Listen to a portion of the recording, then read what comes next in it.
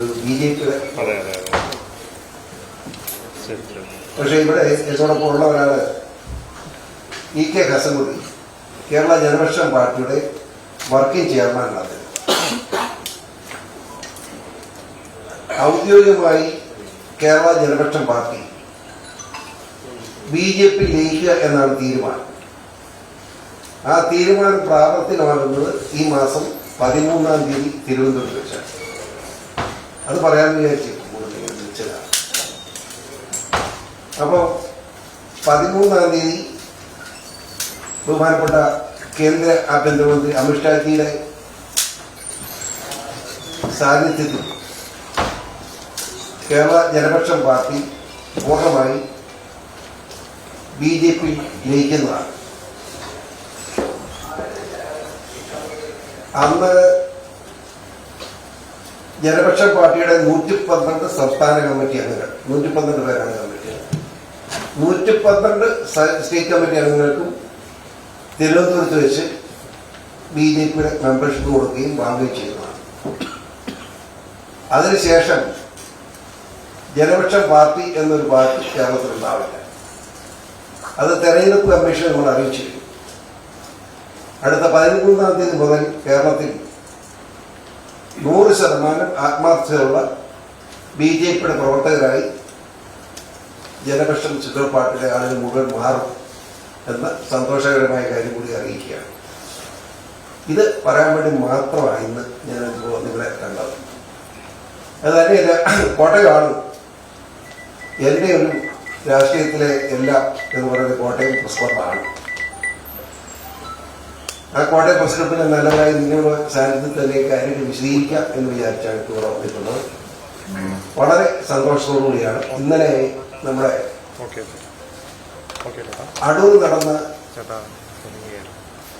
K Surendran നയിക്കുന്ന ജാഥ, ആ ജാഥയിൽ ഞാൻ പങ്കെടുത്തു, യോഗത്തിൽ ഞാൻ പങ്കെടുത്തു. ഇനി 9-ാം തീയതി കോട്ടയത്തുണ്ട്, ആ യോഗത്തിൽ പങ്കെടുക്കുന്നുണ്ട്. പിന്നെ 13-ാം തീയതി തിരുവനന്തപുരത്തുണ്ട്, അതിൽ പങ്കെടുക്കുന്നുണ്ട്. 27-ാം തീയതി ആണ് പാലക്കാട് വെച്ച് സമാപനം. ആ സമ്മേളനത്തിൽ ഞാൻ പങ്കെടുക്കുന്നുണ്ട്. അത് മുഴുവൻ സമയ BJPയുടെ പ്രവർത്തകനായി ആത്മാർത്ഥമായി പ്രവർത്തിക്കുക എന്നാണ് ഞാൻ ഉദ്ദേശിക്കുന്നു. എൻ്റെ പാർട്ടിയിലുള്ള മുഴുവൻ ആളുകളും എനിക്കൊരു മനസ്സമാധാന സന്തോഷം. ഒരാൾ പോലും ഈ നിമിഷം വരെ നമ്മുടെ പ്രവർത്തകരിൽ ഒരാൾ പോലും ഇതിനെതിരായി കേൾക്കാൻ പറഞ്ഞില്ല എന്ന് മാത്രമല്ല, എല്ലാവരും വളരെയേറെ സന്തോഷത്തോടുകൂടിയാണ് ഇതിനെ സ്വീകരിക്കുന്നത്. ഒരു ഉദാഹരണം പറഞ്ഞാൽ, ഇന്നിപ്പോൾ ഞാനിങ്ങ് വരുന്ന വഴിക്ക് പണ്ട് പാർട്ടിയുടെ തിരുവനന്തപുരം ജില്ലാ പ്രസിഡന്റായിരുന്ന KO രാജൻ വിളിച്ചു. അപ്പോൾ നിർജ്ജീവമായിട്ട് രാഷ്ട്രീയത്തിലാണ് നിൽക്കുകയായിരുന്നു.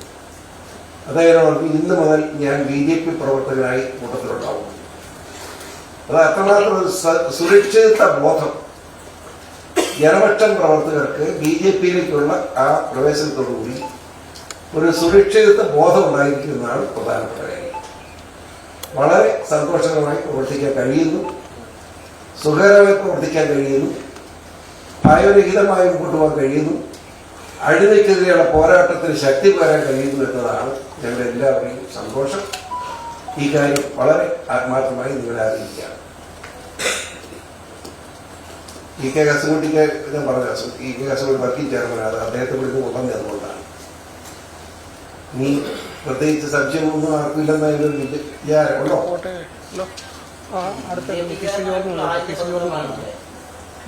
BJPക്കാരനായിട്ടല്ല ഇപ്പൊ ഇരിക്കുന്നത്. ഞാൻ BJP ആണ്, ജനപക്ഷത്തിന്റെ ഉത്തരവാദിത്തപ്പെടാണെന്നുള്ള ലാസ്റ്റ് പത്രസമ്മേളനം.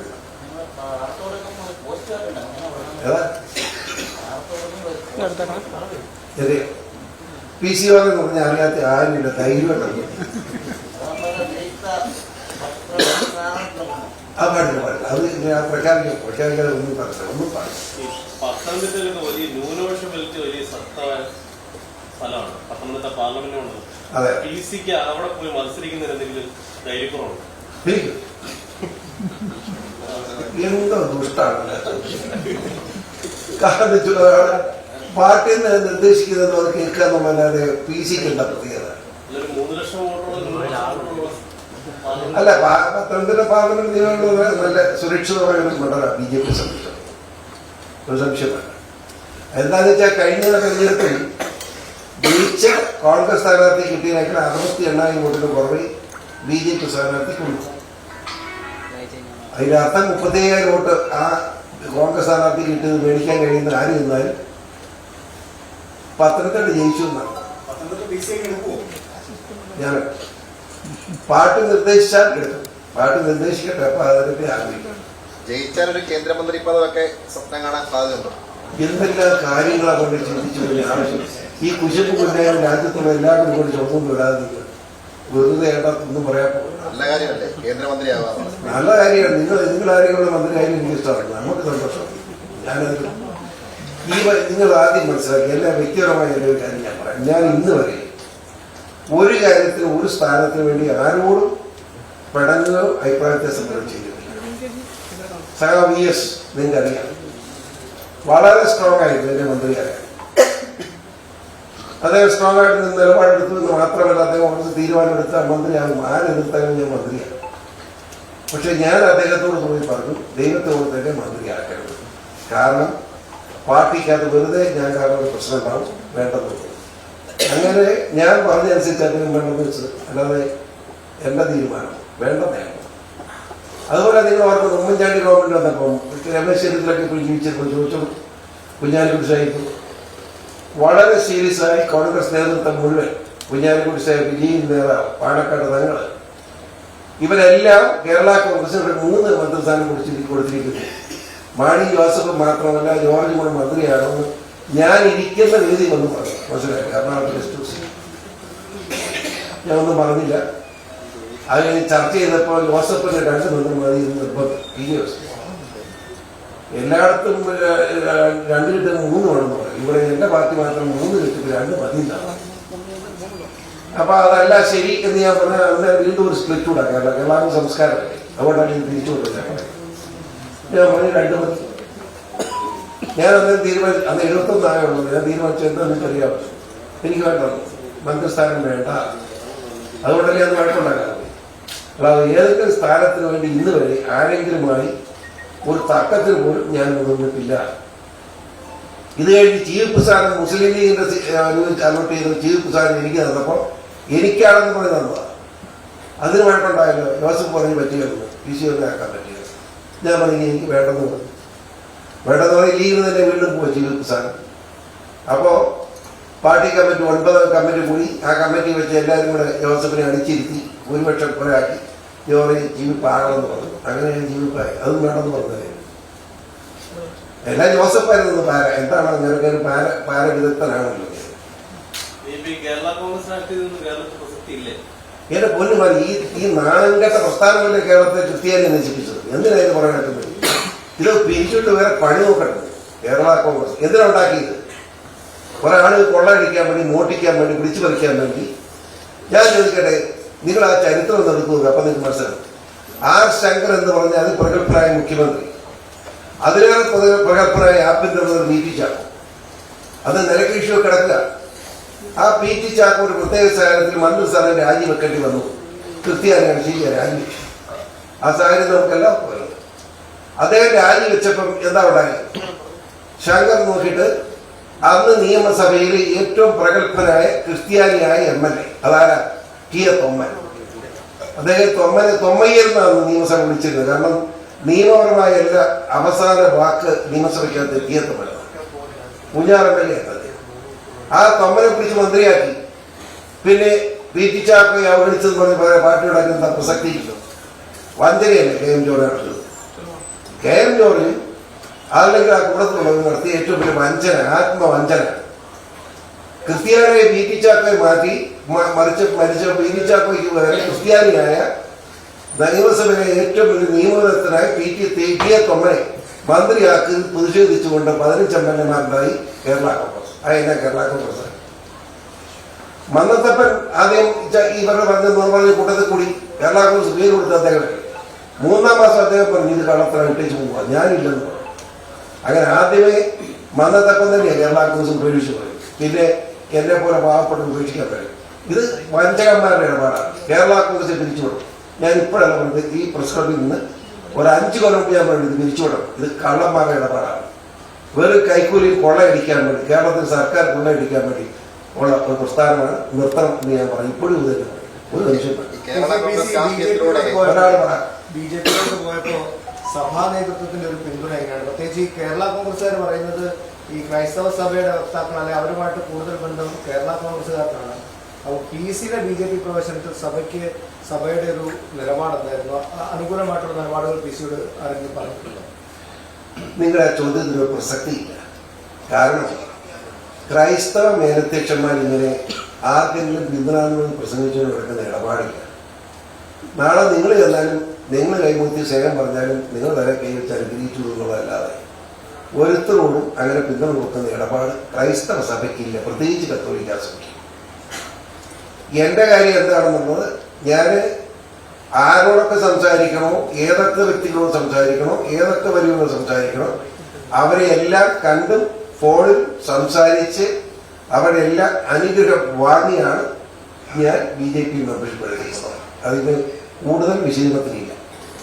പത്തനംതിട്ട തന്നെ മത്സരിക്കാനാണ് താല്പര്യം, അല്ലെങ്കിൽ പത്തനംതിട്ടയാണ് തനിക്ക് കംഫർട്ട് സോൺ എന്ന് പാർട്ടി അറിയിച്ചിട്ടില്ല? ഞാൻ അറിയിച്ചിട്ടില്ല. അതിന്റെ ആവശ്യം ഇരിക്കുന്ന ഞാനൊന്നും ചെയ്യാൻ. അല്ല, മറ്റൊരിടത്ത് മത്സരിക്കാൻ, വേറെ എവിടെ മത്സരിക്കാൻ ഇല്ല എന്ന് പറഞ്ഞു കേട്ടോ. അത് പറയാനുള്ള സ്വാതന്ത്ര്യം ഒരു സഹോദരത. മത്സരിക്കുന്നില്ല എന്ന് പറയുമ്പോൾ സ്വാതന്ത്ര്യം. അല്ല, പത്തനംതിട്ടയിലെ മത്സരിക്കുള്ളൂ എന്നുള്ളതാണ്. എന്റെ പൊന്നസഹോദരൻ, നിങ്ങൾ വേണം വെക്കരുത്, അത് സൗകര്യം ചെയ്തിട്ട് അത് പാർട്ടി തീരും. നമ്മളിപ്പം കോട്ടയം പ്രസ് ക്ലബിൽ നിന്ന് പത്രപ്രവർത്തനത്തിൽ ഞാനും സ്ഥാനാർത്ഥി സീറ്റ് നിശ്ചയിക്കാൻ പറ്റും. ആഗ്രഹം നടക്കാനും നടക്കും നമുക്കറിയത്തില്ല. അത് തീരുമാനിക്കട്ടെ.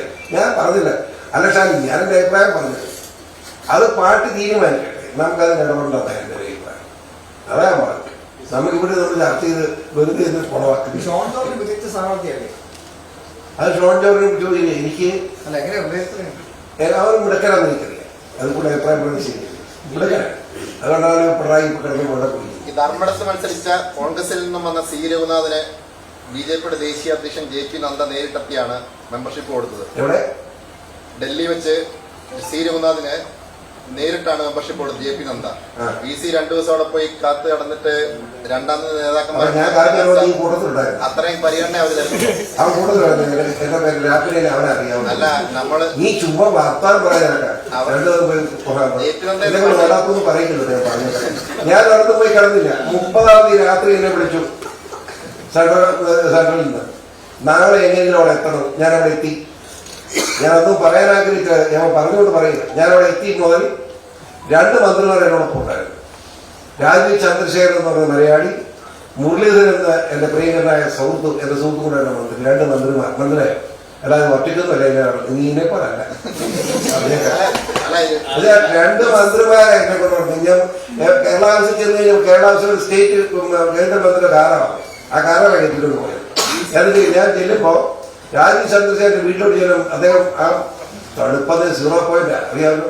അവിടെ ഇറങ്ങി നിൽക്കുകയാണ് നല്ല മനുഷ്യൻ. ആ നിമിഷം തന്നെ 5 മിനിറ്റ് നമ്മുടെ ഇവിടെ നിന്നുള്ള മുരളീധരൻ മന്ത്രിയുണ്ട്. ഞങ്ങൾ 3 ഷോനും 4 പിന്നെ ജോർജ് കുട്ടി കാക്കനാണ്. ഞങ്ങൾ 5 പേർ ഒരുമിച്ച് ബാക്കി എല്ലാത്തിനും പോയി. രണ്ടാം തീയതി പോയി കണ്ടപ്പം 1 മണിക്കൂർ അദ്ദേഹം സംസാരിച്ചു. കേരള പൊളിറ്റിക്സ് മുഴുവൻ സംസാരിച്ചറിയാം. ഇതുപോലെ അതിപ്രഗൽഭമായ വ്യക്തിത്വം എനിക്ക് അത്ഭുതം തോന്നി. കേരളത്തിലെ ഈ റബ്ബറിന്റെ കാര്യം പറഞ്ഞപ്പോ നമ്മളെപ്പോഴും റബ്ബർ നല്ലോണം പഠിച്ചു വെച്ചിരിക്കുന്നത്. അല്ല, ഇത് രണ്ടാം തരം നേതാക്കന്മാർ പുള്ളി ഉദ്ദേശിച്ച് തെരഞ്ഞെടുപ്പിൽ മത്സരിക്കാതെ ജയിച്ച മന്ത്രിമാരാണോ രാജ്യസഭ? പക്ഷെ എങ്ങനെ ജയിച്ചാണ് അവർ മന്ത്രിമാരാക്കാം? ഇന്ത്യയിലെ രഘുനാഥിനെ സ്വീകരിച്ചത് JP നദ്ദയാണ്. പോലുള്ള മുതിർന്ന നേതാവിനെ ഒരു രാഷ്ട്രീയ നിങ്ങൾ ഇത്ര ചീപ്പായി ചിന്തിക്കാൻ പാടില്ല. ഒന്നുമല്ലേ കോട്ടയം പ്രസ് ക്ലബിന്റെ അഭിമാന പാചകങ്ങൾ. അപ്പം നിങ്ങൾ ചീപ്പായി ചിന്തിക്കാൻ പാടില്ല. അതുകൊണ്ട് ഇതൊക്കെ പറഞ്ഞത്. ആരെന്ത് പറഞ്ഞാലും ഇന്ത്യ മഹാരാജ്യത്ത് മോദിജി എന്ന് പറയുന്ന വലിയൊരു മനുഷ്യന്റെ ഭരണത്തിൽ ഇരിക്കുമ്പോൾ ലോകം മുഴുവൻ അദ്ദേഹത്തെ ബഹുമാനിക്കുക. അദ്ദേഹത്തിന്റെ ആശീർവാദം അനുവാദമുള്ള അതേ കക്ഷികൾ. നദ്ദാജി അവിടെ ദേശീയ പ്രസിഡന്റായിരിക്കും. അങ്ങനെ എവിടുന്ന് ജയിച്ചെന്ന് ചോദിച്ചാൽ മറുപടി പറയും. ജനവിത്തരം ഉണ്ടായിട്ടില്ല അവിടെ ഇരിക്കും, നിലയിരിക്കുമോ? മനസ്സിലായില്ലേ? നമ്മള് ഓരോ വ്യക്തികളെ പറ്റി മോശമായിട്ട് പറയരുത്. നിങ്ങൾ പത്രക്കാരാകുമ്പോൾ എന്തുവാകാമെന്ന് വിചാരിക്കുന്ന പത്രക്കാർ ആ ടൈപ്പായിട്ട് കോട്ടയം പത്രക്കാർ പോകരുതെന്ന എന്റെ വിനയത്തോടുള്ള ഉപദേശം. ഒരുപാട് മോദിയെ കുറിച്ച് വളരെ മോശമായി സംസാരിച്ചിട്ടുണ്ട്. നിങ്ങൾ എന്നെ പറ്റി എന്നും ഞാൻ ഇവരെക്കൂടെ ചോദിക്കുന്നുള്ളൂ, ഞാൻ പല കുറ്റം പറയുന്നുണ്ട്. ചോദിക്കാം, പറയാം, അതിനാ തർക്കം. ഓരോ സാഹചര്യം അനുസരിച്ചാണ് അഭിപ്രായം പറയുന്നത്. അന്ന് ഞാൻ നിൽക്കുന്ന മുന്നണി എന്നവർ UDF ആയിരുന്ന കാലത്ത് മോദിയുടെ പോക്ക് ശരിയല്ലെന്ന് എനിക്ക് തോന്നി. ഞാൻ പച്ചയ്ക്ക് പറഞ്ഞിട്ടുണ്ട്. അല്ല പിന്നെ ചുമ്മാ നിൽക്കുന്ന കൊടുക്കും, അങ്ങനെ കൊടുക്കറിയാം. എനിക്ക് ബോധ്യ മനസ്സിലാക്കുന്നത്. അത് കഴിഞ്ഞ് ഇപ്പൊ എന്താ വന്നിരിക്കുന്നത്? ഇന്ന് ലോകത്തിൽ ഏറ്റവും വലിയ നേതാവായി വന്നിരിക്കുക മോദി. അപ്പൊ പിന്നെ അങ്ങനെ പറ്റി അനുകൂലമല്ലാതെ തിരിച്ചങ്ങനെ പറയും. തിരിച്ചു പറയുന്നത് തലയ്ക്ക് ശരിയില്ലാത്തവരെ പറ്റുള്ളൂ. രാഷ്ട്രീയം എന്തിനേറെ പറയുന്നു. കോൺഗ്രസിന് അഖിലേന്ത്യാ പ്രസിഡന്റ് പറയുക 400 സീറ്റുമായിട്ട് മോദിജി വരുന്നു. അങ്ങനെയൊക്കെ കൂടുതലല്ലോ നിങ്ങളായിരുന്നു. ഞാനും ഇന്ത്യയുടെ പ്രസിഡന്റ് അല്ലേ കാർഗെ, അദ്ദേഹം പറഞ്ഞത് മോദി വരെ 350 പറഞ്ഞ സീറ്റ്, കാർഗെ 400 പറഞ്ഞിരിക്കുക. പോരെ കോൺഗ്രസിന് പ്രസിഡന്റ്. പിന്നെ നമ്മൾ അവരെ പഠിപ്പിക്കാൻ ചെയ്യുന്നത് ഒരു സത്യമാണ്. ഇത്രയും വലിയ ഒരു നേതാവായി മോദിജി വരിക എന്ന നിസ്സാര കാര്യമൊന്നുമല്ല. ഇന്ത്യയിൽ ആർക്ക് വരാൻ കഴിയും? അവരെ രാമക്ഷേത്രത്തിലെ പ്രതിഷ്ഠയ്ക്ക് പോയപ്പോൾ എല്ലാവരും കുറ്റം പറഞ്ഞു. എല്ലാ നമ്മുടെ വലിയ വലിയ വലിയ പൂജാരിമാരൊക്കെ പറഞ്ഞു എന്ത് അവസരം വരാൻ വിടാത്തേണ്ട. 7 ദിവസം ഉപവാസം അനുഷ്ഠിച്ചു. മനസ്സിലായില്ല? ഉപവാസം അനുഷ്ഠിച്ചു. അതായത് ഹൈന്ദവ ശാസ്ത്രപ്രകാരമുള്ള എല്ലാ മാർഗങ്ങളും അവലംബിച്ചതിന് ശേഷമാണ് അദ്ദേഹം പ്രതിഷ്ഠ നടത്തുന്നത്.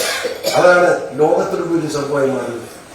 ആ 7 ദിവസം ഭക്ഷണം കഴിക്കാതെ ഉപവാസം അനുഷ്ഠിച്ചിരുന്ന മോദിജി ആ സമയത്ത് 2 പ്രാവശ്യം ഇവിടെ വന്നു നോക്കും.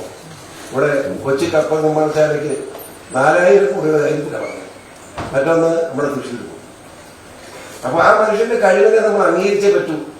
ഇപ്പം പണ്ട് കുറ്റം പറഞ്ഞു, പണ്ട് നല്ലതല്ലെന്ന് തോന്നുന്നു നല്ലതെന്ന് പറയും, നല്ലതെന്ന് തോന്നുന്നു നല്ലതെന്ന് പറയും. അതല്ലേ എന്റെ മാന്യത. അതാവശ്യം. അതായത് പിന്നെ ഞാൻ ആരെങ്കിലും ആരോടെങ്കിലും അച്ചാരമെങ്കിലും മേടിച്ചു ഒന്നുമില്ല. പക്ഷെ ആ മനുഷ്യൻ ഇപ്പോഴത്തെ നിലയ്ക്ക് മോശമാക്കാൻ കഴിയില്ല എന്ന് എനിക്ക് ബോധ്യമുണ്ട്. അതാണ് പ്രശ്നം. മനസ്സിലായോ? നമ്മുടെ ഷോണിന് നല്ല ജില്ലാ പഞ്ചായത്ത് മെമ്പർ നല്ല രീതിയിലുള്ള പ്രവർത്തനം നടത്തുന്നുണ്ട്. ഷോണിന് നമ്മുടെ കോട്ടയം BJP ജില്ലാ പ്രസിഡന്റിന്റെ പോസ്റ്റിലേക്ക് അറിയിക്കാൻ വരുന്ന ഒരാളുണ്ട്.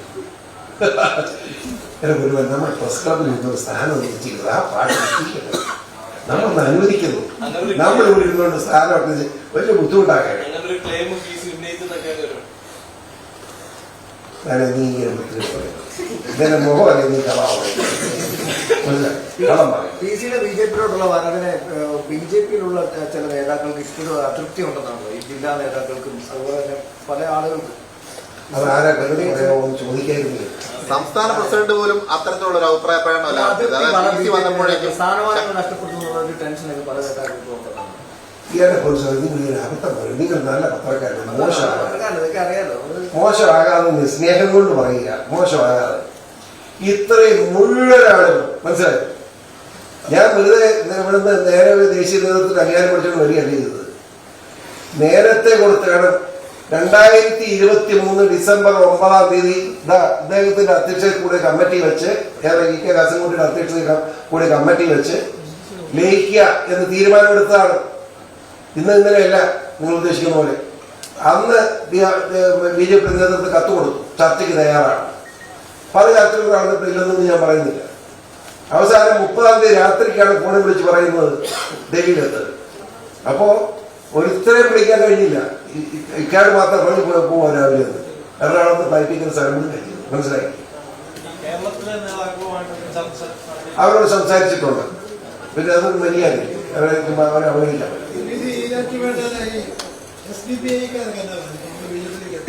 അണ്ടുപോയി അണ്ണാരെ നടത്തുന്നു. ഇന്നലെ ഈ നമ്മുടെ ധനമന്ത്രിയുടെ പിതാവിനെ കുറിച്ച് ഈ 10 രൂപ വർധന എനിക്കൊരു സൗകര്യം ഉണ്ടായിട്ടാണ്. അതൊരു പാർലമെന്റേറിയൻ ഞാൻ പാർലമെന്ററി അല്ലല്ലോ. പാർലമെന്ററി ജനാധിപത്യ വ്യവസ്ഥയിൽ കേസ് കൊടുക്കാൻ നിങ്ങളൊന്ന് ആലോചിക്കണം. 107 രൂപ തറവല പ്രഖ്യാപിച്ച് KM മാണി കാലത്ത് പ്രഖ്യാപിച്ചു. വർഷം എത്രയായി? ഇവിടെ 5 പൈസ കയ്യിലായി കരഞ്ഞവരോടൊക്കെ കൃഷിക്കാരൻ ആത്മഹത്യ ചെയ്ത നമ്മുടെ കർഷകർ അറിയാം. അപ്പൊ അപമാനിക്കുന്നു കൃഷിക്കാരൻ. ആളെ 10 രൂപ ഉടത്തിന്ന്. എന്നാ 10 രൂപ? വിപണി ഇടിക്കാൻ വേണ്ടിയിട്ട് റബ്ബർ ബോർഡ് 2 തരത്തിലുള്ള വില പ്രഖ്യാപിക്കുന്നതിനെതിരെ എന്താ? വില ഇടിക്കാൻ വേണ്ടി രണ്ടിടങ്ങളിലായിട്ട് 2 വില പ്രഖ്യാപിക്കുന്ന റബ്ബർ ബോണ്ട് നയത്തിനെതിരെ? അങ്ങനെ റബ്ബർ ബോണ്ട് നയം തെറ്റാണെന്ന് പരസ്യം ഞാൻ പറഞ്ഞ ആളല്ലേ.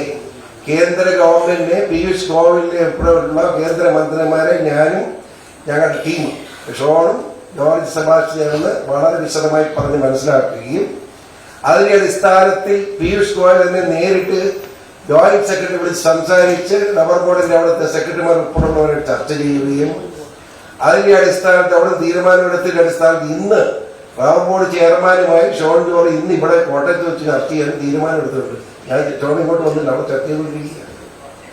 ഇവിടെ റബ്ബറിന്റെ വില എന്ന് പറഞ്ഞപ്പോൾ എന്താ കുഴപ്പമൊന്നുമില്ല. റബ്ബറിന്റെ വില ഇപ്പൊ നമുക്ക് സബ്സിഡി 1 ഏക്കർ റബ്ബർ തോട്ടമുള്ളതിന് 30,000 രൂപ കിട്ടുന്നു. 5 ഏക്കറുണ്ടെങ്കിൽ 6,000 രൂപ കിട്ടുമ്പോൾ 5 ഏക്കറിന് 30,000 രൂപ കിട്ടും. അവർ 60,000 രൂപയാക്കി തന്നാൽ റബ്ബർ കൃഷിക്കാരൻ ബുദ്ധിമുട്ടിലാകുന്നു. അല്ല, റബ്ബറിന് ഇപ്പം 80 90 ആക്കിയൊന്നും മാത്രമായില്ല, ശാശ്വതമായി. അതുപോലെ നമുക്ക് സബ്സിഡി ഇല്ല. ആവർത്തന കൃഷിക്ക് സബ്സിഡി കിട്ടുന്നില്ല കേരളത്തിൽ, എന്നാൽ ഉത്തരേന്ത്യ സംസ്ഥാനങ്ങളിൽ കിട്ടുന്നുണ്ട്. ആവർത്തന കൃഷിക്ക് സബ്സിഡി വേണം നമ്മൾ ആവശ്യപ്പെട്ടിരിക്കുക, നൽകാം എന്ന് മന്ത്രി പറഞ്ഞിരിക്കുകയാണ്. അവിടെയുള്ള സബ്സിഡി ഇവിടെയുള്ള സബ്സിഡി 2. അവിടെ 50 കൊടുക്കുമ്പോൾ ഇവിടെ 25. അത് പറ്റിയാൽ ഒന്നാകണം. തീർച്ചയായും ഒരു 15 ദിവസം നിങ്ങൾ കാത്തിരിക്കും, കാണാം ഞങ്ങൾ പോയതിന്റെ ഗുണം എന്താണെന്നുള്ളത് കേരളത്തിലെ ജനങ്ങൾ കർഷകർ മനസ്സിലാക്കും.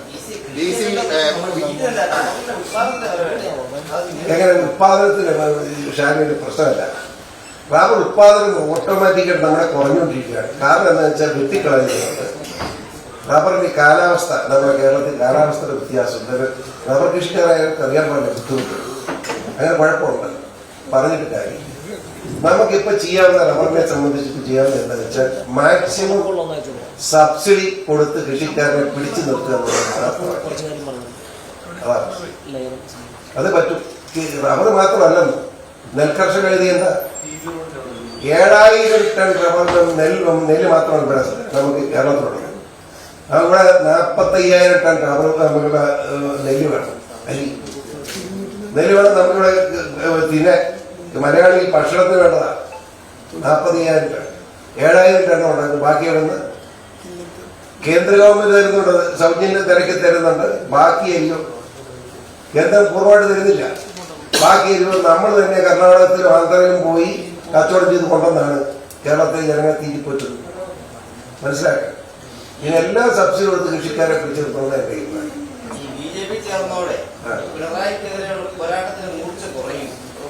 അതിന് പിണറായിക്കെതിരെ ഞാനിങ്ങനെ പിണറായിയുടെ പറയണക്കല്ലോ. പിണറായി മോട്ടിച്ചു എന്നറിയാവുന്ന മോട്ടിച്ചു എന്ന് പറയുന്നു. പിണറായി നല്ല ചെയ്ത് നല്ലതെന്ന് പറയും. ഇനിയാണെങ്കിൽ അയാൾ നല്ല ചെയ്ത് നല്ലതെന്ന് പറയും. ഇനി നല്ല ചെയ്യാത്ത അവസരമില്ല, അതിനെ പോക്കാം. കോൺഗ്രസ് അങ്ങനെ ആലോചിച്ച് നോക്കി കോൺഗ്രസ് എവിടെ ഷാജി കോൺഗ്രസ് എവിടെ നമുക്ക് പറയാം. എവിടെ ഈ കോൺഗ്രസ് ഉണ്ട്? തീർന്നില്ലേ? ഇവിടെ കേരളത്തിൽ നിങ്ങളൊന്ന് ആലോചിച്ച് എത്ര വർഷമായി ഇടതും വലതും ഒരുമിച്ച് നിന്നുകൊണ്ട് വേറെ ഒരു പാർട്ടി ഉണ്ടാകാൻ നോക്കി. ഇപ്പൊ അവിടെ പോയി ഇപ്പൊ കോൺഗ്രസ് തീർന്നു, CPM തീർന്നു, സ്റ്റേറ്റ് തീർന്നു പോയി. നിങ്ങൾ മനസ്സിലാക്കുക. നിങ്ങളതിനെ ചിന്തിക്കാതെ നമ്മുടെ സംസ്ഥാനത്തെ ഗതി എന്താ? 4 ലക്ഷം കോടി രൂപ കടമുള്ള ഒരു സ്റ്റേറ്റായി ഈ കേരളം ഉത്തരവാദിയാര? ഇവിടെ BJP അല്ലല്ലോ. ഇവിടെ മാറി മാറി ഭരിച്ചതാര? ഇവിടെ മാറി മാറി ഭരിച്ച CPM കോൺഗ്രസിന് ഉത്തരവാദിത്വം പറയട്ടെ. അതിനെപ്പറ്റി എന്താ നിങ്ങൾ ചിന്തിക്കാത്ത? ആരാ ഭരിച്ചത്? മാറി മാറി ഭരിച്ചല്ലോ. എന്നിട്ട് ഈ കേരളം ഇതുപോലെ കടക്കുന്നില്ലായിരിക്കുന്നു. കേന്ദ്രം തരണം എന്നാ പറയുന്നത്. എന്തുകൊണ്ട് ധനകാര്യമന്ത്രി ബാലഗോപാലിന് 3,100 കോടി രൂപ മാത്രമേ തരാനുള്ളൂ എന്ന് പറയേണ്ടി വന്നു നിയമസഭയിൽ? കേന്ദ്രം ബാക്കിയെല്ലാം കൊടുത്തിട്ടുണ്ടല്ലോ. കേന്ദ്ര ഗവൺമെന്റ് കൊടുത്ത കണക്ക് നിർമ്മലാ സീതാരാമൻ അവതരിപ്പിച്ചല്ലോ. മിണ്ടാൻ പറ്റിയോ? വെറുതെ ഇന്ത്യയിലെ മറ്റ് സംസ്ഥാനങ്ങൾ കൊടുക്കുന്ന മാനദണ്ഡം എടുത്ത് പരിശോധിക്കുമ്പോൾ ഏറ്റവും കൂടുതൽ പണം ആ മാനദണ്ഡം വിട്ടുകൊടുത്തിരിക്കുന്നത് കേരളത്തിന് മാത്രമാണ്. എന്നിട്ട് നന്ദികൾ പറയുന്ന കണക്ക് വേണ്ടേ? കേന്ദ്രം ആ ബഡ്ജറ്റ് കണ്ട അറിയില്ല. കേന്ദ്രം ബഡ്ജറ്റ് ഇതൊരു കടലാസിന്റെ വരെ ആ ബഡ്ജറ്റ് ഉണ്ടോ? ബി ബഡ്ജറ്റ് ഉണ്ടെന്ന് വായനൊന്നും നിങ്ങൾ പറയാം. വായിച്ചില്ലേ പത്രത്തിൽ? നിലപത്രത്തിൽ അതിന് ബി ബഡ്ജറ്റ് കേന്ദ്രം സഹായിച്ച അത് അതിന് ഔദാര്യം വേണം. അയൽവാസി എനിക്ക് ഇവിടെ 10,000 ഞാൻ നല്ല കോഴി ഇറച്ചി തന്നെ തിന്നു. എനിക്ക് കാശില്ലെങ്കിൽ ഞാൻ പട്ടിണി കിടക്കും. അതറിയട്ടെ. അതായിപ്പോ നടന്നുകൊണ്ടിരിക്കുന്നു. ഈ മീനച്ചിൽ അർബൻ കോപ്പറേറ്റീവ് ബാങ്കില് ചില ആളുകൾക്ക് പലിശ ഇളവ് കൊടുത്തതുമായി ബന്ധപ്പെട്ടുള്ള വിഷയത്തില് ഹൈക്കോടതി അന്വേഷണം നടത്താൻ ഉത്തരവിട്ടിട്ടുണ്ടെന്ന് പറഞ്ഞിട്ട് അതിനകത്ത് എന്താണ് വസ്തുത? അതിന് സംഭവം അതല്ല. 10,000 കൂടുതൽ ആളുകൾക്ക് ഈ ലോൺ കുറച്ചു കൊടുത്തിട്ടുണ്ട്, പലിശ കുറച്ചു കൊടുത്തിട്ടുണ്ട്. തിരിച്ചടയ്ക്കാനുള്ള ശേഷിയില്ലാത്തവർ. സ്റ്റേറ്റ് ഗവൺമെന്റ് ഒരു മാനദണ്ഡം നിശ്ചയിക്കുന്നതിന് മുമ്പ് ഒരേ ഒരു കേസ്, 10,000 കൂടുതൽ കേസുള്ള ഒരേ ഒരു കേസാണ്. അത് മനസ്സിലായില്ലേ?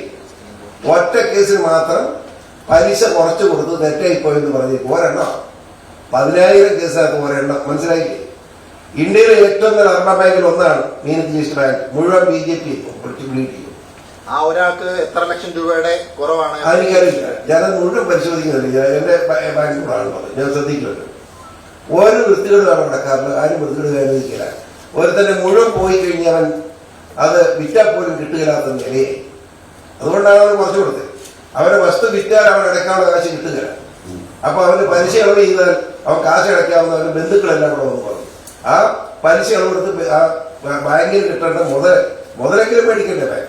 അങ്ങനെ മേടിച്ച് ഒറ്റ കേസായി കുറ്റം പറയുന്നത്. അതുകൊണ്ട് ഈ ക്രമക്കേട് കണ്ടെത്തിയോണ്ടാണോ കോടതി അന്വേഷണം നടത്താമെന്ന് ഉത്തരവിട്ടിരിക്കുന്നത്? ക്രമക്കേട് കണ്ടെത്തിയിട്ടല്ല, ഉണ്ടോന്ന് അന്വേഷിക്കാനാണ് പറഞ്ഞത്. കണ്ടെത്തിയിട്ടല്ല. അങ്ങനെ കണ്ടെത്തിയാൽ ജീവിച്ചാൽ പറയുന്നു. ജീവിച്ചില്ല, അന്വേഷിക്കാനല്ലോ. അത് ഒന്നുകൂടെ നോക്കാൻ. നിയമപരമായി തന്നെയാണോ അദ്ദേഹത്തിന് ഇളവ് വരുത്തി കൊടുത്തിട്ടുള്ളത്? ഇതൊക്കെ എന്നോട് ഞാനാണോ? അങ്ങയുടെ നിയന്ത്രണത്തിൽ പോകുന്നൊരു ധനകാര്യ സ്ഥാപനമല്ലേ? അത് തമിഴ്നാട് ബാങ്കിൽ എന്താ ചോദിക്കാത്തത്? അവിടെ കൊടുത്തിട്ട് ഇതുപോലെ. ഇപ്പൊ തമിഴ്നാട് ബാങ്കിന്റെ പ്രസിഡന്റ് അല്ലല്ലോ ഇവിടെ വന്നിരിക്കുന്നത്. അങ്ങ് ഞാൻ വർത്താനം പറയുന്നത്. ഒരു ബാങ്കിൽ അടക്കുന്നത് 40,000 ഷെയർ ഹോൾഡേഴ്സ് ഉള്ള ബാങ്കാണ് ഈസ്റ്റ് ബാങ്ക്. മനസ്സിലായോ? 16,000 ഷെയർ ഹോൾഡേഴ്സ് ഉള്ള ബാങ്കാണ് തമിഴ്നാട് ബാങ്ക്. എല്ലാവരും കൂടിയില്ലോ നമ്മളത് തോപ്പിക്കാൻ. അത് ഓടിയായിരുന്നു കണ്ടില്ലേ? എന്നിട്ട് ഏതായി 7,000 കോടി ഭൂരിപക്ഷത്തിലാണ് ജയിച്ചല്ല 15 രൂപ. മനസ്സിലായി? 7,000 കോടി ഭൂരിപക്ഷം. അപ്പൊ ഇച്ചിരി ക്രിമിടി ഉണ്ടാവും. സാരമില്ല, നേരിട്ടോ മേടിക്കണ്ട.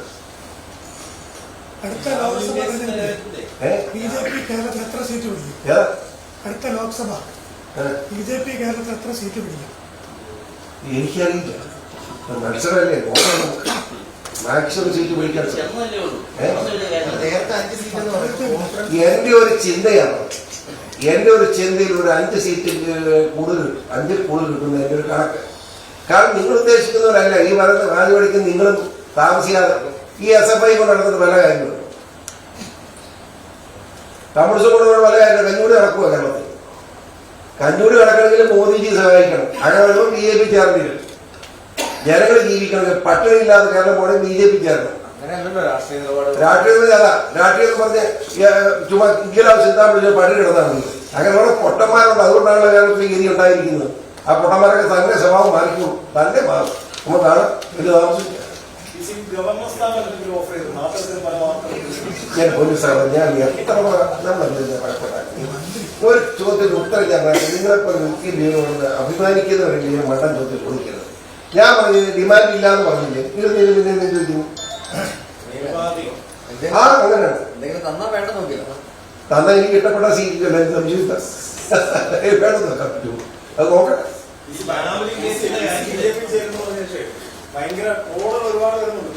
ട്രോള് എന്ത് ഊളന്മാരാണ്. ഊളന്മാരെ നിയന്ത്രിക്കുന്ന എന്ത് അത് എന്നോട് എന്റെ പണ്ട് സഹോദര ഞാൻ ബീഫ് കഴിക്കണമെന്നും BJP-കാരോട് പറഞ്ഞിട്ടില്ല. ഞാൻ ഇന്ന് രാവിലെ 1-ാം തരം കോഴി ഇറച്ചി ഉണ്ടായിരുന്നു. മനസ്സിലായോ? ആ കോഴിയാണ് ബീഫ്. ഞാൻ ഇറച്ചി തിന്നും, മീൻ തിന്നും, എനിക്കിഷ്ടമുള്ളതൊക്കെ തിന്നും. ഇതെല്ലാം ഒന്ന് ഒഴിവാക്കിയാലോ എന്ന് ആലോചിച്ചുകൊണ്ടിരിക്കുക. ആരോഗ്യമായ പ്രശ്നങ്ങളൊന്നും നല്ല ഒരു വെയിറ്റ്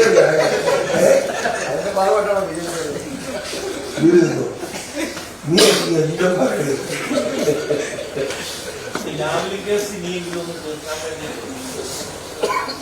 പ്രശ്നം ഇന്ന് 39ാമത്തെ അവധിയ വരുന്ന കോടതി. ഇന്ന് അത് സുപ്രീം കോടതി.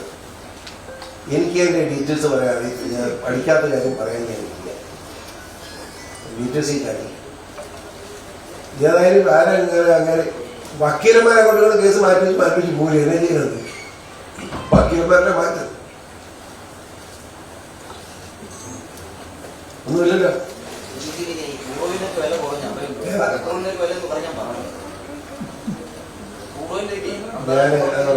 ഞാൻ ചോദിക്കട്ടെ, ഒരു ബഡ്ജറ്റിനകത്ത് ആദ്യം മദ്യത്തിന് വില വർദ്ധിപ്പിച്ചിട്ടുണ്ട് കണ്ടായിരുന്നു. അതായത് മദ്യം വിറ്റും ലോട്ടറി കച്ചവടം നടത്തി ജീവിക്കുന്ന ഒരു ഗവൺമെന്റാണ് പിണറായി ഗവൺമെന്റ്. ആദ്യം മനസ്സിലായത് അവരിനി അത് കച്ചവടം ചെയ്തുകൊണ്ടേയിരിക്കും. ലോട്ടറി കച്ചവടം അതല്ലേ നടത്തുന്നത്. ലോട്ടറി അടിച്ചാലും ആരും ഇന്നലെ ഒരു ലോട്ടറി കിട്ടി അന്നേരം ആത്മഹത്യ ചെയ്യുന്നവരാണ്. ഇവന്റെ ലോട്ടറിയും വേണ്ട. ഒന്നാലോചിച്ച് എന്തൊരു ഗതിയാണ്. അത് കേന്ദ്ര ഗവൺമെന്റ് ആ ലൈനിലാണ് നീങ്ങുന്നത്. തീർച്ചയായിട്ടും സംശയം എന്താ? പെട്രോളിന് വില കുറയ്ക്കാതെ നമ്മുടെ സർക്കാർ കുറയ്ക്കണ്ടേ? ഈ 2 രൂപ സെസ് ഈ പിണറായി എന്തിനാ പെട്രോളിന് 2 രൂപ സെസ് ഇട്ടത്? ഡീസലിന് എവിടെ പെട്രോൾ കൊടുക്കാത്ത എന്താ? അതാണ് ചോദ്യം. 2500 രൂപ ക്ഷേമ പെൻഷൻ ആക്കുമെന്ന് പറഞ്ഞ് ഇലക്ഷൻ മാനിഫെസ്റ്റോയിൽ എഴുതി വെച്ചിട്ടുണ്ടല്ലോ. എത്ര കൊടുത്തു? ഇപ്പൊ 1600. അതും കൊടുക്കുന്നില്ല. വർത്താനം പറയുക പെൻഷൻ കൊടുക്കും, പെൻഷൻ കൊടുക്കും. കൊടുക്ക്. 2500 ആക്കുന്നത് 1600 2000 ആക്കാൻ പറഞ്ഞായിരുന്നു. ഏതെങ്കിലും ഒരു കാര്യം തെരഞ്ഞെടുപ്പ് പ്രകടനത്തിൽ പറഞ്ഞിട്ട് ചെയ്തിട്ടുണ്ടോ? ഇതെല്ലാം കാണിച്ചാൽ വോട്ട് പിടിച്ചത് ഇങ്ങോട്ട് കയറി വന്നേ. അതെല്ലാം നടക്കുന്നു. ഇതല്ലോ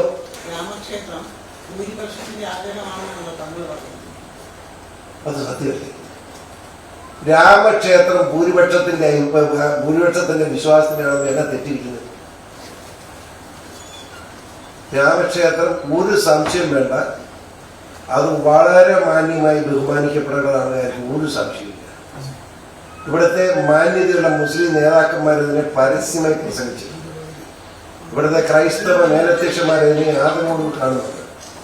നമ്മുടെ ഭാരതത്തിന്റെ സംസ്കാരത്തിന്റെ പ്രതീകമാണ് രാമൻ. ആ രാമനെ കടലിൽ വെച്ചാൽ നോക്കുന്നത്. രാമനെ കാണണം, ആ രാമനെ ബഹുമാനിക്കണം. ഞാൻ ചോദിക്കട്ടെ, ആ രാമന്റെ ജീവിതചര്യ എന്ന് വിളിക്കുന്നത് രാമൻ എന്ന് പറയുന്ന ഒരു വ്യക്തിയെ കണ്ടുകൊണ്ട് സംസാരിച്ചു.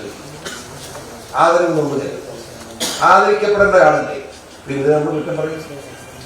മതത്തിന്റെ വിശ്വാസത്തിന്റെ അടിസ്ഥാനത്തിൽ കുറ്റം പറഞ്ഞ സംസ്കാരം നമ്മൾ മാറ്റണം, എങ്കിലും നന്നാവും. അതുകൊണ്ട് രാമക്ഷേത്രം ഒരു റിയാലിറ്റിയായി അത് നേരത്തെ നടക്കേണ്ടതായിരുന്നു. ബഹുമാനപ്പെട്ട സുപ്രീം കോടതി വിധി ഉണ്ടായതുകൊണ്ടും മോദി എന്നൊരു പ്രധാനമന്ത്രി ഉണ്ടായതുകൊണ്ടും ഇത്ര വേഗം അത് സാക്ഷാത്കരിക്കപ്പെട്ടു എന്നതിൽ സന്തോഷമുണ്ട്. അടുത്ത കൊല്ലമാണ് ഔദ്യോഗികമായതിന്റെ ഉദ്ഘാടനം നടക്കുന്നതെന്ന് മനസ്സിലാക്കണം. ഷോൺ ജോർജിന്റെ ഭാര്യയെ മതം മാറ്റാൻ PC നിർബന്ധിച്ചായിരുന്നു. ഷോൺ ജോർജിന്റെ ഭാര്യയെ മതം മാറ്റാൻ PC നിർബന്ധിച്ചായിരുന്നു. ഏത് ഷോൺ ജോർജ്? മകന്റെ ഭാര്യയെ അവള് മാറി മതം മാറ്റാൻ വേണ്ടി മതം മാറ്റിയത് തെറ്റായി പോയെന്ന് അദ്ദേഹം പറഞ്ഞിട്ടുണ്ടായിരുന്നു കഴിഞ്ഞ ദിവസം. ആര് പറഞ്ഞു? ഷോൺ ജോർജ് പറഞ്ഞിരുന്നു. അവൻ വരും, അവനോട് ചോദിച്ചു.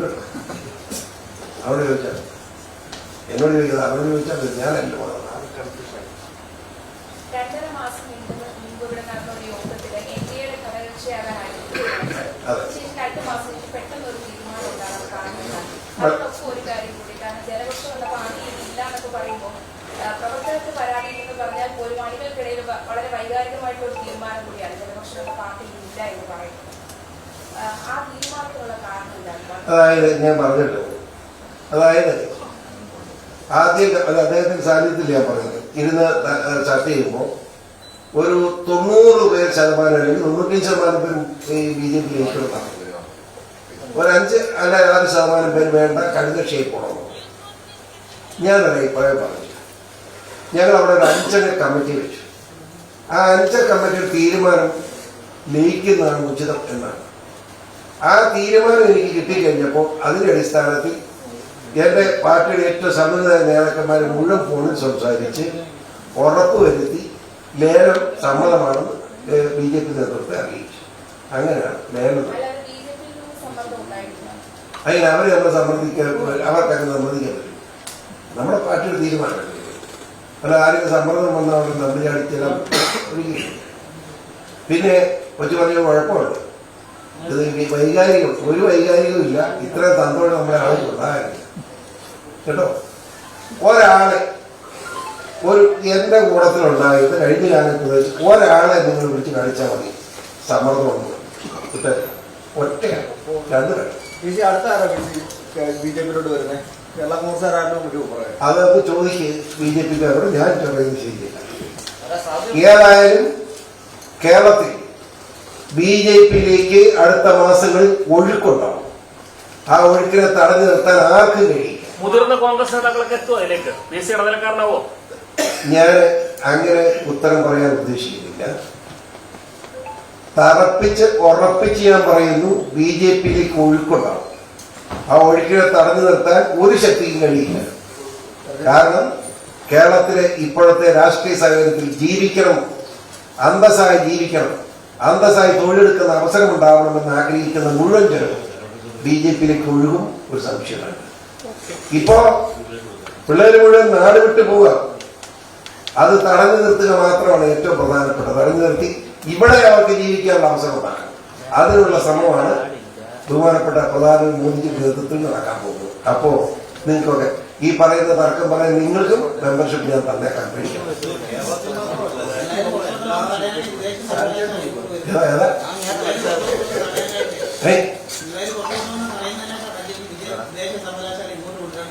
ആരാ നമ്മുടെ ബിഗ്ലോർ കൊണ്ടിട്ടില്ലേ?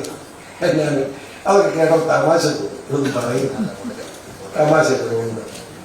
കൂടത്തരം മാത്രമല്ല, എന്തെങ്കിലും ചെയ്യാൻ എന്തൊരു സംഘടന. ഒരു മുഖ്യമന്ത്രി, ധനകാര്യമന്ത്രി,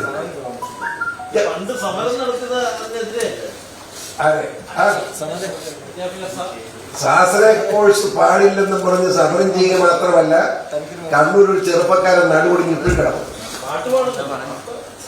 മനസ്സിലായോ? ശാസ്ത്രക്കോള് പറ്റുകയാണെന്ന് ശാസ്ത്ര കോളേജ് കേരളത്തിൽ പാടില്ല, വിദ്യാഭ്യാസം പാടില്ലെന്ന് പറഞ്ഞ് SFI നടത്തിയ സമരത്തിൽ പോലീസിന്റെ വെടിവെപ്പ് നമ്മുടെ NV രാഘവനെ തടഞ്ഞതാക്കി. വെടിവെപ്പും അടി കിട്ടിയിട്ട് നടുപൊടിഞ്ഞ ഒരാൾ ഇപ്പോഴും കിടപ്പുണ്ട്. ആ നടുപൊടിഞ്ഞ് കട്ടിലെ കിടക്കുന്ന ചെറുപ്പക്കാരനോട് പോയി പിണറായി വിജയൻ ക്ഷമ പറഞ്ഞിട്ട് വേണം ശാസ്ത്ര കോളേജിന് അനുകൂലമായിട്ടിരിക്കാൻ. ഞാൻ ശാസ്ത്രത്തിന് അനുകൂലമാണ്. ഞങ്ങൾ അന്നും അനുകൂലം, ഇന്നും അനുകൂലമാണ്. കാരണം 5 പൈസയില്ലാത്ത സർക്കാർ ഇവിടുന്ന് വിദ്യാഭ്യാസം നടപ്പാക്കും. വിദ്യാഭ്യാസം നടക്കുന്ന സാഹചര്യം വേണമെങ്കിൽ പണം ഉണ്ടാകണം. പണമില്ലെങ്കിൽ ശാസ്ത്രത്തിന് പറ്റും. അത് കുറ്റം വേണ്ട കാര്യമില്ല. ആയിക്കോട്ടെ.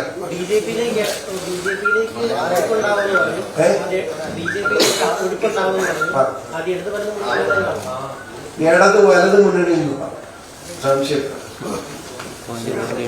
ഒരു സംശയം വേണം. കമ്മ്യൂണിസ്റ്റ് പാർട്ടിയിൽ ഞങ്ങൾ നിൽക്കാൻ പറ്റില്ല. യാതൊരു സംശയവും. നല്ല ഒഴുക്കുണ്ടാവും. ആ ഒഴുക്കിൽ പങ്കുചേരാൻ നിങ്ങളെ ഞാൻ ക്ഷണിക്കും. അപ്പോ താങ്ക് യു വെരി മച്ച്.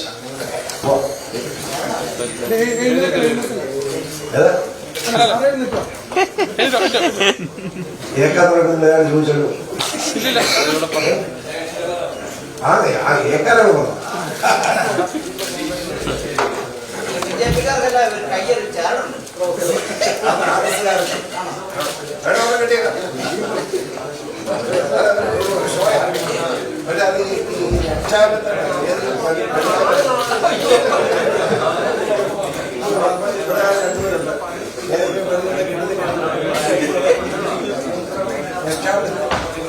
അങ്ങനെ കിട്ടുന്ന കൊച്ചിന്റെ ജീവിതത്തിൽ ഉത്തരവാദിത്തം